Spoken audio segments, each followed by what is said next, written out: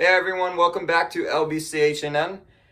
We have completely relocated to my room, as you can see. I'm gonna give you a little quick tour.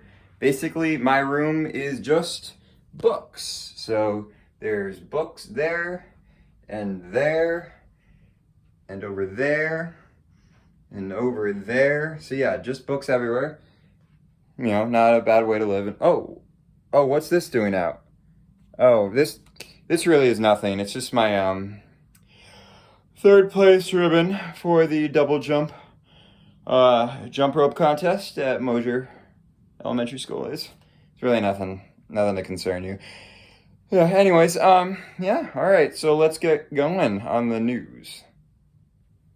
Hey everyone, so today we're just going to be talking about the pandemic in the United States. We're also going to be talking about the Russian bounties placed on active U.S. servicemen in Afghanistan and our federal government's response.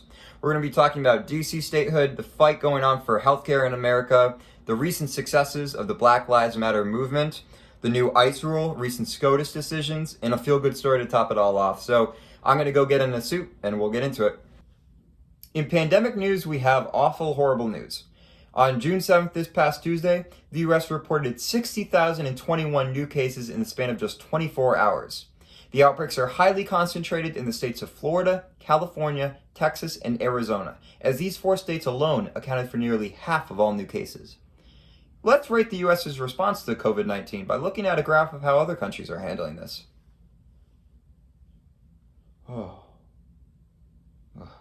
In speaking to the Senate Health, Education, Labor, and Pensions Committee on June 30th, Dr. Anthony Fauci said he wouldn't be surprised if we go up to nearly 100,000 new cases a day if this doesn't turn around. It's also important to remember that these are just reported cases. We have no idea how many people are asymptomatic and aren't getting tested, or simply don't have access to a test to get one in this country. In a more enhanced look at this pandemic, we now see that the state of Arizona is the world's #1 global pandemic hotspot after the amount of new cases last week. Arizona was the first state in U.S. history to trigger what is known as crisis care, which creates standards that patients have to meet in order to determine who doctors and nurses can just give treatment to. Arizona never saw a sustained 2-week decline in their number of cases and reopened at an alarmingly fast rate. Will Humble, executive director of the Arizona Public Health Association, was quoted saying they went from phase 0 to phase 3. Cities such as Phoenix have recently mandated the wearing of masks, but this comes so late because Arizona Governor Ducey didn't allow for municipal governments to impose requirements on wearing masks until June 19th, a full month after reopening began. So, also in pandemic news, Broadway star Nick Crodero finally succumbed on Sunday morning to a prolonged illness caused by COVID-19. His 95-day valiant fight against the virus is a reminder of the tragedy and the courage of our present. And while his story is spotlighted, it's so important to his legacy that we recognize all those who are fighting this virus day in and day out. Alright, so it's kind of hard to see because you don't see it headlining news, but there's actually a very interesting fight going on over the evolution of healthcare in America right now. On June 25th, the Trump administration filed a brief with the Supreme Court calling for the entire Affordable Care Act to fall. Now, the repeal of the ACA would kick 20 million Americans off of their health insurance plans, not to mention during a pandemic. The brief offered no tangible replacement option of a health insurance plan except the insistence that the alternative will, quote, almost protect those with pre-existing conditions. But on June 30th, the people of the state of Oklahoma approved the ballot measure to expand Medicare under the Affordable Care Act. Now, Oklahoma, a Republican-led state, is the 5th Republican-led state, including Idaho, Nebraska, Maine, and Utah, to approve Medicare through a ballot expansion. Now, this shows that during the pandemic, a rift has been exposed between the GOP leaders and their constituents over the future of healthcare in America. And now this will only become more exposed as GOP leaders seek to limit healthcare coverage in the U.S. So now, let's shift topics to national security. On June 26th, the New York Times broke the story supported by government officials that Russia had offered bounties to the Taliban to kill U.S. troops and coalition forces in Afghanistan. Officials told the Times that, quote, the intelligence finding was briefed to Trump, and the White House's National Security Council discussed the problem at an interagency meeting in late March. Now, they said a list of response options were made, such as heightened sanctions or diplomatic complaints, but no measures were ever advanced. The Russian group that this has been connected to in intelligence reports is Unit 29155, a Russian intelligence agency that is known for its work to destabilize the West.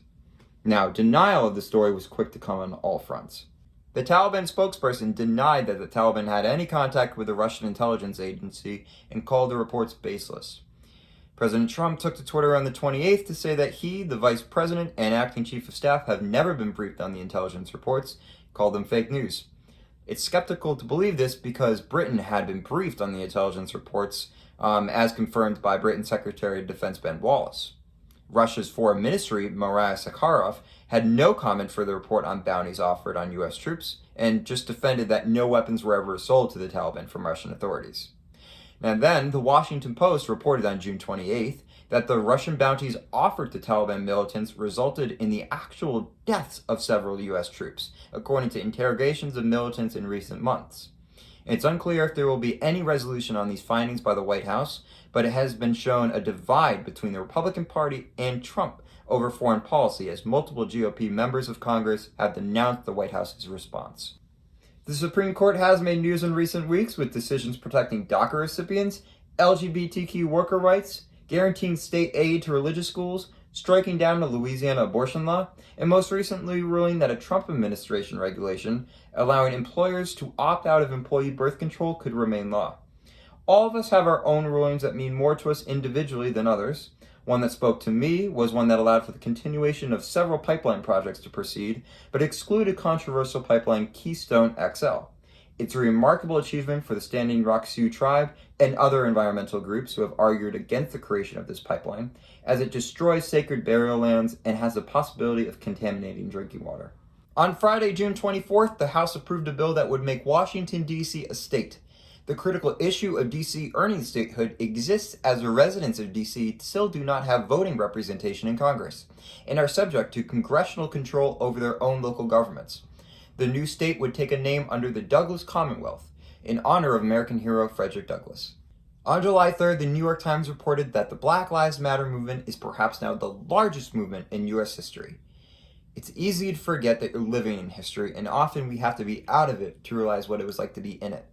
But it's transformative, and honestly, I feel lucky to be alive and bear witness for such a momentous part of our history. The Black Lives Matter protests have seen recent successes in the past weeks. This includes the retiring of the Mississippi state flag that first raised in 1894 has shown the emblem of the battle flag of the Confederacy. On Monday, June 6, ICE released new regulations that stated all international students who are attending U.S. colleges that are operating remotely this fall cannot remain in the country. International students would not be issued new visas by the State Department, and returning students would be denied entry into the country by U.S. Customs and Border Protection. All international students who are residing in the U.S. are forced to depart the country or must transfer to a school with in-person instruction to remain in lawful status. Now, it's important to keep in mind that there are currently more than 1 million international students in higher education in the U.S., according to the Institute of International Education. They contribute roughly $41 billion and supported over 458,000 jobs during the 2018 to 2019 academic year, according to an economic analysis by NASFA. Now, the loss of these students also impacts domestic students as blows are dealt to university budgets. According to the new rule, if a student took just one in-person class, they could stay, but that makes no sense. So really, there's no plausible explanation for this rule by ICE, but many institutions have already begun to fight back.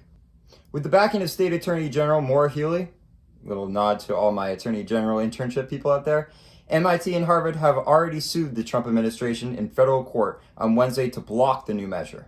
Hope it works.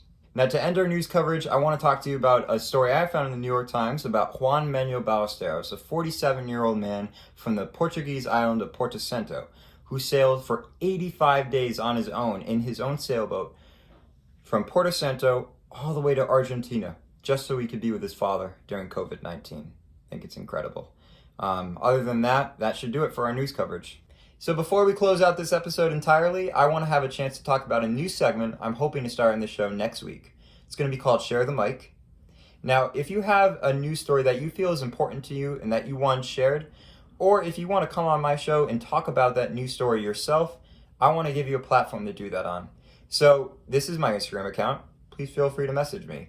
I believe that giving everyone a welcoming platform to say what they want to say is just so important. Now, disclaimer, this news show is informational. It's not ranting or self-serving, so our job as people who report the news is to report with honesty, to give voice to the voiceless, and to keep the powerful in check. And hopefully that's what you and I could be doing on this show. So thank you so much for stopping by and checking out this second episode of LBCHNN. Keep reading the news, and I'll see you soon. Have a good day. Bye. Oh, you're still here. It's over. Go home. Go home. Oh, you're probably expecting like some like post-credits tease for next episode. We don't have that kind of money.